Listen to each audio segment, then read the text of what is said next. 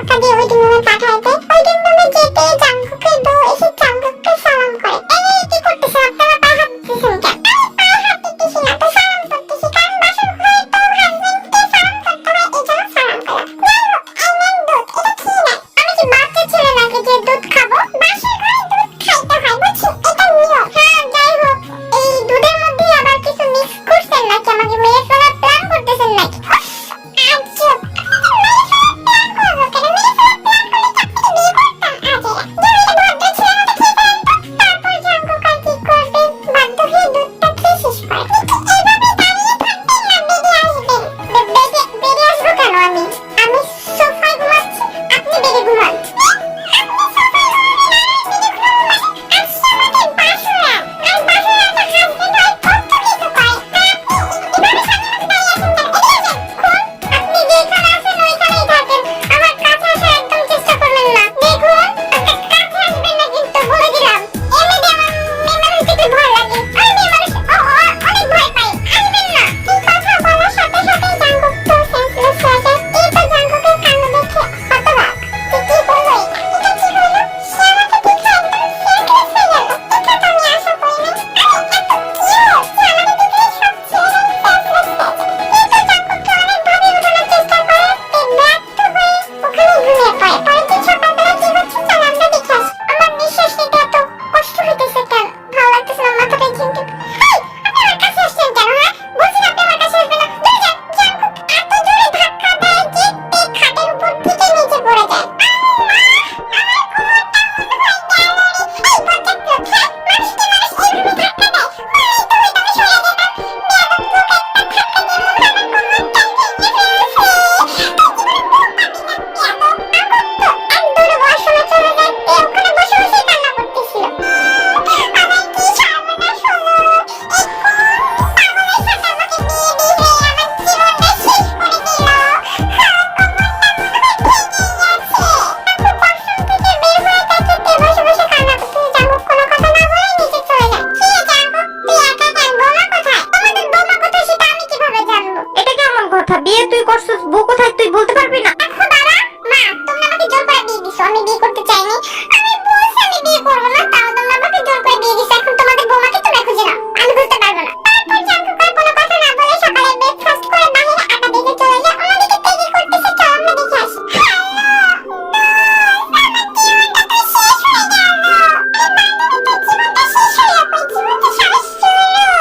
বিয়ে করছিস, বাসায় এত কি হয়েছে সেটা বলবি, কারা বসে কান্না করতেছিস কেন? আর বাসুরা থুয়েছে না বলবো, আমার জীবনটা পুরো তেজপাতা হয়ে গেছে। সব হয়েছে, আর কান্না করিস না, কি হয়েছে বল তো? তারপর তো জিমিনকে সব ঘটনাগুলো বলে। ঘটনা শুনে তো জিমিন হাসতে হাসতে শেষ। তুই হাসতেছিস? আর আমার যে কেমন লাগতেছে, আমি কি একটা বলবো তোকে। লাইক সিরিয়াসলি হাসবে না তো কান্না? তোর হাসবেন্ড এরকম? তুই যেমন রোমান্টিক ছিলিস, আমি তো ভাবছি তোর থেকে বেশি রোমান্টিক হবে তোর হাসবেন্ড। কিন্তু তোর হাসবেন্ড তো একদম নাম্বার একটা বোকা। অন্যদিকে জাঙ্কুক কি করতেছে চল আমরা দেখে আসি। কি রে জাঙ্কুক, কালকে বাসরাত কেমন কাটলো তোর? চুপ, আমার বাসরাত কেমন কাটছে এটা আমি তোদেরকে কেন বলবো? আরে তোর বলে তো আমরা হিগমু, আমাগো না কইলে কারে কবি, আমাগো একটু হিয়াবি না? তোরা তো লুচ্চা কেন রে? এই জন্য তোদের সাথে আমার কথা বলতে ইচ্ছা করে না। সেটা কথা না, তুই কাকে বিয়ে করলি আর আজকে সকালে আমাদের সাথে আড্ডা দিতে চলে আসলি? তুই তো বিয়ে করছিস, এক মাস তোর বাসা থেকে বের হবি না, তার মধ্যে আমাদের সাথে আড্ডা দিতেছিস কেন? বাসায় যা, বাসায় যা, তোর বউ তোর জন্য ওয়েট করতেছে। বাদ দে তো, আমি এমনিতে ভালো লাগতেছে না বাসায়, এই জন্য আসলাম তোদের সাথে আড্ডা দিতে। তোরা আমার বাসায় পাঠিয়ে দিতেছিস। এ বেটা, আমি যদি বিয়ে করতাম তাইলে তো এক বছর বাসার থেকে বেরোইতাম না। যা যা, তোর বউর কাছে যা, তোর বউ তোর লিয়ে ওয়েট করতেছে। থাকবো না তোদের কাছে, বাসায় চলে যাই, ওটাই ভালো। তারপর তো জাঙ্কুক বাসায় চলে যায়। চলো দেখি কি করতেছে। এই যে বৌমা শোনো, আমার কিন্তু খুব তাড়াতাড়ি গুড নিউজ চাই, মাথায় জানি থাকে। হ্যাঁ আম্মু, অবশ্যই, আমি আপনার ইচ্ছেটা পূরণ করার চেষ্টা করবো। তারপর কি, আপনি তো অনেক গল্প করে এর মধ্যে জাঙ্কুকও বাসায় চলে আসে। ইরে জাঙ্কুক, কোথায় যাইতেছিস? এদিকে আয়, তোর সাথে আমার কিছু কথা আছে। হ্যাঁ আম্মু, বলো, কিছু বলবা? আরে জাঙ্কুক বাবা শোন, তোরে খুঁজতেছিলাম। তোর মা আর আমি কিছুদিনের জন্য গ্রামের বাড়িতে যাব, তো তোরা ভালো মতো থাকিস। বাবা, গ্রামের বাড়িতে যাবা তুমি আর আম্মু, আমাকে নিবা না? আরে জাঙ্কুক, তোরে নিলে বৌমা কি বাসায় একা একা থাকবে নাকি? কি যে বলস না, তুই আর বৌমা তো বাসায় থাকবি। আমিও তোমাদের সাথে যাবো। তোমাদের বৌমাকে তার বাপের বাড়িতে